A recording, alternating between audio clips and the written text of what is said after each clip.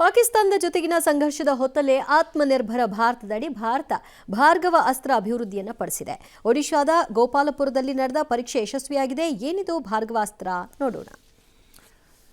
ಏನಿಲ್ಲ, ಈಗ ಸಿಂಪಲ್ ಆಗಿ ನಿಮಗೆ ಅರ್ಥ ಮಾಡಿಸೋದಾದ್ರೆ, ಈಗ ಇಸ್ರೇಲ್ ಮೇಲೆ ಹಮಾಸ್ನವರು ದಾಳಿ ಮಾಡಿದಂಥ ಸಂದರ್ಭದಲ್ಲಿ ಕಡಿಮೆ ಖರ್ಚಿನಲ್ಲಿ ಡ್ರೋನ್ಗಳನ್ನು ಹಾರಾಟ ಮಾಡಿ, ಹಮಾಸ್ ಕಡಿಮೆ ಖರ್ಚಿನಲ್ಲಿ ಡ್ರೋನ್ಗಳನ್ನು ರೆಡಿ ಮಾಡಿಸಿ, ಇಸ್ರೇಲ್ನವರು ₹1,000 ಖರ್ಚು ಮಾಡಿದರೆ ಹಮಾಸ್ನವರು ₹100 ಖರ್ಚು ಮಾಡಿದ್ದಾರೆ. ಲೈಕ್ ಈಗ ಪಾಕಿಸ್ತಾನದವರು ₹100 ಡ್ರೋನನ್ನು ಹಾರಿಸ್ಬಿಟ್ಟು ನಾವು ₹1,000 ಹೊಡೆದಾಕೋ ಪರಿಸ್ಥಿತಿಗೆ. ಅದಕ್ಕೆ ನಾವೇನು ಮಾಡ್ತಾ ಇದ್ದೀವಿ, ನಾವು ಚೀಪ್ ಆ್ಯಂಡ್ ಬೆಸ್ಟ್ ಮಿಡಲ್ ಕ್ಲಾಸ್ನವ್ರು ನಾವೆಲ್ಲ ಯೋಚನೆ ಮಾಡಲ್ವಾ? ನಮಗೆ ಚೀಪ್ ಆ್ಯಂಡ್ ಬೆಸ್ಟ್ ಕ್ವಾಲಿಟಿ ಚೆನ್ನಾಗಿರಬೇಕು, ಕ್ವಾಂಟಿಟಿನೂ ಚೆನ್ನಾಗಿ ಬರಬೇಕು, ಕ್ವಾಂಟಿಟಿ ಅದ್ರ ಏನಕ್ಕೂ ಚೀಪ್ ಆ್ಯಂಡ್ ಬೆಸ್ಟ್ ಇರಬೇಕು. ಈ ನಾವು ಹೆಂಗಾದ್ರೂ ಮಿಡಲ್ ಕ್ಲಾಸ್ನವರೇ ಭಾರತದಲ್ಲಿ ಜಾಸ್ತಿ. ಆ ಯೋಚನೆಯನ್ನೇ ಮಾಡ್ಬೇಕು ನಾವೀಗ. ಶ್ರೀಮಂತ ರಾಷ್ಟ್ರಗಳ ರೀತಿಯಲ್ಲ ಅಲ್ಲ, ಮಿಡಲ್ ಕ್ಲಾಸ್ ರೀತಿಯಲ್ಲಿ ಅದರಲ್ಲೇ ಹೊಡೆದಾಕಬೇಕು. ಹೆಂಗೆ ಡ್ರೋನ್ ಕಿಲ್ಲರ್ ಅಂತಲೇ ಈಗ ಭಾರ್ಗವ ಅಸ್ತ್ರ ಖ್ಯಾತಿ ಪಡ್ಕೊಳ್ತಾ ಇರೋದು. ಹಾರ್ಡ್ ಕಿಲ್ ಮೋಡ್ನ ಲಾಂಗ್ ರೇಂಜ್ ಡ್ರೋನ್ ಕಿಲ್ಲರ್ ಇದು. ಸೊ ಹೈ ಸೆಕ್ಯೂರಿಟಿ ಏರಿಯಾದಲ್ಲಿ ಡ್ರೋನ್ ದಾಳಿನ ಸಮರ್ಥವಾಗಿ ಎದುರಿಸುತ್ತೆ. ಕಡಿಮೆ ಬೆಲೆಯ ಡ್ರೋನ್ ಕೌಂಟರ್ ಸಿಸ್ಟಮ್, ಡ್ರೋನ್ನಲ್ಲಿ ಸಣ್ಣ ಪ್ರಮಾಣದ ರಾಕೆಟ್ಗಳಿವೆ ಅದರಲ್ಲಿ. ಸೊ ಮೇ 13ರಂದು ಅತ್ಯಂತ ಕಠಿಣವಾದ 3 ಪರೀಕ್ಷೆಯಲ್ಲೂ ಕೂಡ ಸಕ್ಸಸ್ ಆಗಿತ್ತು.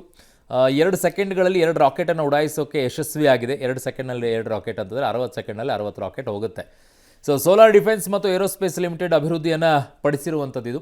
ಇನ್ನು ಈಗಷ್ಟೇ ಅದರ ಬಗ್ಗೆ ಎಲ್ಲವೂ ಕೂಡ ಆಗಿದೆ ಪರೀಕ್ಷಾ ಸಂಪೂರ್ಣವಾಗಿ, ಅದರಲ್ಲೂ ಕೂಡ ಯಶಸ್ವಿಯನ್ನಾಗಿದೆ.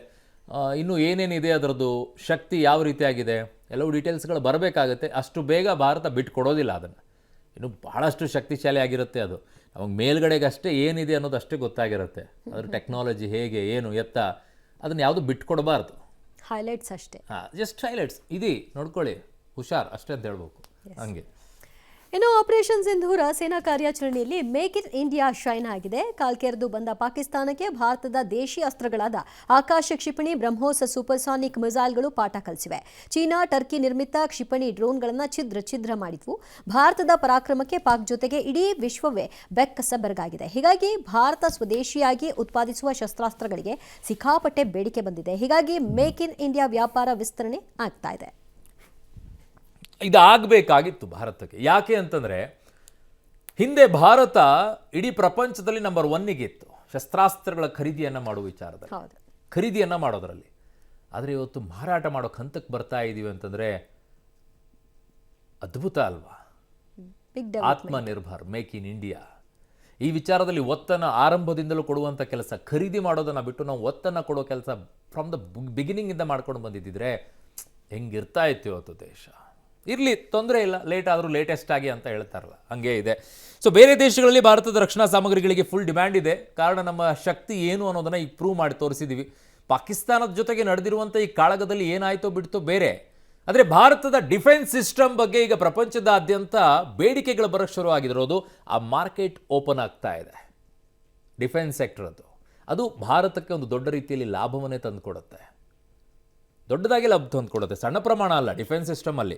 ಸೊ ರಕ್ಷಣಾ ಸಾಮಗ್ರಿಗಳ ಎಕ್ಸ್ಪೋರ್ಟ್ನಲ್ಲಿ ದಾಖಲೆಯನ್ನು ಭಾರತ ನಿರ್ಮಿಸ್ತಾ ಇದೆ. 10 ವರ್ಷದಲ್ಲಿ 688 ಕೋಟಿಯಿಂದ, ನಂಬರ್ಸ್ ನೋಡ್ರಿ, 688 ಕೋಟಿಯಲ್ಲಿ 23,622 ಕೋಟಿ ಆದಾಯ ಏರಿಕೆ ಆಗಿರೋದನ್ನು ನೋಡ್ಕೊಳ್ಳಿ. 10 ವರ್ಷದಲ್ಲಿ ಆಗಿರೋದಿದು. ಸೊ 2013-14ರಲ್ಲಿ 688 ಕೋಟಿ ರಫ್ತು ವಹಿವಾಟ ಆಗ್ತಾ ಇದ್ದಿದ್ದು. 2024-25ರಲ್ಲಿ ರಫ್ತು 23,622 ಕೋಟಿ. ಬರೆದಿಟ್ಕೊಳ್ಳಿ, ಇನ್ನೊಂದು 3-4-5 ವರ್ಷಗಳಲ್ಲಿ ಈ ಒಪ್ಪಂದಗಳು ಶುರುವಾಗುತ್ತೆ. ಇದು 100% 50,000-60,000 ಕೋಟಿಯನ್ನು ದಾಟುತ್ತೆ. ಅನುಮಾನನೇ ಇಟ್ಕೊಳ್ಳೋಕೆ ಹೋಗ್ಬಿಡಿ. ಆಮೇಲೆ ಈಗ ಮೊನ್ನೆ ಆಗಿರುವಂಥ ಯುದ್ಧ ನಾವು ಬಳಕೆ ಮಾಡಿರುವಂಥದ್ದು ನೋಡ್ಬಿಟ್ರೆ ಅದು 1 ಲಕ್ಷ ಕೋಟಿ ಹೋಗಿ ತಲುಪಿದ್ರು ಅಚ್ಚರಿ ಪಡ್ಕೊಳ್ಳೋಂಗಿಲ್ಲ. ಯಾಕಂದರೆ ಸಣ್ಣ ಸಣ್ಣ ರಾಷ್ಟ್ರಗಳು ಬಯಸುತ್ತವೆ ಇದನ್ನು. ಕಾರಣ ನಮ್ಮದು ಬೇರೆ ರಾಷ್ಟ್ರಗಳ ರೀತಿಯಲ್ಲಿ ಕಾಸ್ಟ್ಲಿ ಇರುವಂಥದ್ದಲ್ಲ ವೆಪನ್ಸ್ಗಳು, ಕಡಿಮೆಯಲ್ಲಿ ಸೂಪರ್ ಆಗಿರುವಂಥ ಕ್ವಾಲಿಟಿ ಇರುವಂಥ ವೆಪನ್ಸ್ಗಳು. ಹಾಗಾಗಿ ಬೇರೆ ರಾಷ್ಟ್ರಗಳು ಬಯಸುತ್ತೆ, ದೊಡ್ಡ ದೊಡ್ಡ ರಾಷ್ಟ್ರಗಳು ಬಿಟ್ಟು ಹಾಕಿ ಸಣ್ಣ ರಾಷ್ಟ್ರಗಳು ಬಯಸುತ್ತವೆ. ಆ ರಾಷ್ಟ್ರಗಳಿಗೆ ಇದು ಬೇಕಾಗುತ್ತೆ. ಸೊ ಮಾರ್ಕೆಟ್ ಮಾತ್ರ ಬೂಸ್ಟ್ ಆಗುತ್ತೆ. ದೇಶಕ್ಕೆ ಮತ್ತೊಂದು ರೀತಿಯಾದಂಥ ಮಾರ್ಕೆಟ್ ಓಪನ್ ಆಗಿದೆ, ಅದು ಡಿಫೆನ್ಸದ್ದು. ಸೊ ಈಗ ಕಳೆದ 10 ವರ್ಷದಲ್ಲಿ 34 ಪಟ್ಟು ರಕ್ಷಣಾ ವಲಯದಲ್ಲಿ ಆದಾಯ ಹೆಚ್ಚಳ ಆಗಿದೆ. ಇನ್ನೂ ಆಗಬೇಕು, ಇನ್ನೂ ಹೆಚ್ಚಿನ ರೀತಿಯಾದಂಥ ಒತ್ತನ್ನು ಕೊಡಬೇಕು. ಕೆಲವು ಇನ್ನೂ ಕೂಡ ನಾವು ಇಂಪೋರ್ಟ್ ಮಾಡ್ಕೊಳ್ತಾ ಇದ್ವಿ. ನಮ್ಮಲ್ಲಿ ಉತ್ಪಾದನೆ ಮಾಡುವಂಥ ಕೆಲಸಗಳು ಇನ್ನೂ ಹೆಚ್ಚಾಗಬೇಕು. ಇನ್ನು ಆಪರೇಷನ್ ಸಿಂಧೂರ ಮಿಲಿಟರಿ ಆಪರೇಷನ್ನಲ್ಲಿ ಭಾರತದ ಏರ್ ಡಿಫೆನ್ಸ್ ಸಿಸ್ಟಮ್ S-400 ಕ್ಷಿಪಣಿಗಳಾದ ಆಕಾಶ್, ಬ್ರಹ್ಮೋಸ್ ಅಸ್ತ್ರಗಳಷ್ಟೇ ಪಾಕಿಸ್ತಾನಕ್ಕೆ ಭೀತಿ ಹುಟ್ಟಿಸಿದ್ದು INS ವಿಕ್ರಾಂತ್. ಇದರಿಂದ ಬೆಚ್ಚಿದ ಪಾಕಿಸ್ತಾನ ಥರಥರ ನಡುಗೋಯ್ತು. ಈ ಭಯದಿಂದಲೇ ಕದನ ವಿರಾಮಕ್ಕೆ ಮಂಡಿಯೂರ್ತು. INS ವಿಕ್ರಾಂತ್ ಬಗ್ಗೆ ನೋಡೋಣ. ಸೊ NS ವಿಕ್ರಾಂತ್ ಏನು ಅಂತಂದ್ರೆ ಪಾಕ್ ಹೆಂಗ್ ಪತ್ರಗೊಡ್ತು ಅಂತಂದ್ರೆ ಇದನ್ನ ಇನ್ನು ದಾಳಿ ಮಾಡಕ್ ಅವಕಾಶ ಕೊಟ್ಟಿದ್ದಿದ್ರೆ ಆಮೇಲೆ ಇನ್ನೊಂದಿಷ್ಟು ಮಜಾ ಇರೋದು. ದಾಳಿ ಮಾಡಕ್ ಅವಕಾಶ ಕೊಡ್ಲಿಲ್ವಾ, ಕೊಟ್ಟಿದ್ದಿದ್ರೆ ಅವಾಗ ಕರಾಚಿಯ ಪರಿಸ್ಥಿತಿ ಏನಪ್ಪಾ ಆರಂಭದಲ್ಲಿ ಆಗ್ಬಿಟ್ಟಿದೆ ಅನ್ನುವಂತ ಸುದ್ದಿ ಕೂಡ ಇಲ್ಲಿ ಈ ಗಡಿ ಭಾಗದಲ್ಲಿ ಪಂಜಾಬ್, ರಾಜಸ್ಥಾನ ಮತ್ತೆ ಗುಜರಾತ್ ಮತ್ತು ಜಮ್ಮು ಕಾಶ್ಮೀರದಲ್ಲಿ ನಮ್ಮ ದಾಳಿಗಳನ್ನು ನೋಡಿದೀವಿ ನಾವು. ಬಟ್ ಇದರ ದಾಳಿ ಆಗಿದ್ದಿದ್ರೆ ಅದರ ಪವರ್ಫುಲ್ ಏನು ಅನ್ನೋದು ಗೊತ್ತಾಗಿರೋದು. ಇದಿಷ್ಟಿದೆ. ಅರಬ್ಬಿ ಸಮುದ್ರದಲ್ಲಿ ನಿಯೋಜನೆಗೊಂಡಿರುತ್ತೆ, ಕರಾಚಿಗೆ ನುಗ್ಗೋಕ್ಕೂ ಕೂಡ ಸಜ್ಜಾಗಿರುತ್ತೆ. 36 ಯುದ್ಧ ಹಡಗುಗಳನ್ನು ಕರಾಚಿ ಬಂದರಿಗೆ ನುಗ್ಗಿಸೋಕೆ ಸಜ್ಜಾಗಿತ್ತು. NS ವಿಕ್ರಾಂತ್ನಲ್ಲಿ 8-10 ವಾರ್ಶಿಪ್ಗಳಿರುತ್ತೆ. ವಿಕ್ರಾಂತ್ನಲ್ಲಿ ಬ್ರಹ್ಮೋಸ್ ಮಧ್ಯಮ ರೇಂಜ್ ಮಿಸೈಲ್ MRSM AM ಇರೋದು. ಜಲಾಂತರ್ಗಾಮಿ ಧ್ವಂಸಗೊಳಿಸುವ ವರುಣಾಸ್ತ್ರ ಟಾರ್ಪಿಡೋ ಒಳಗೊಂಡಿತ್ತು. ಈ ಅಸ್ತ್ರಗಳು ನೆಲ, ಜಲ, ಆಕಾಶದಲ್ಲೂ ಕೂಡ ಶತ್ರು ಸಂಹಾರ ಮಾಡುತ್ತವೆ. ಸೊ ಇವೆಲ್ಲ ಈಗ ಹೇಳ್ಕೊಳ್ತಾ ಇದ್ವಿ ಕರೆಕ್ಟು, ಬಟ್ ಅದನ್ನು ನೋಡಿದಾಗಲೇ ಅದ್ಭುತ. ಅದು ವಿಶಾಲವಾಗಿರುತ್ತೆ. ಆ ರೀತಿಯಾದಂಥ ಕೆಪಾಸಿಟಿ INS ಅಂತಂದರೆ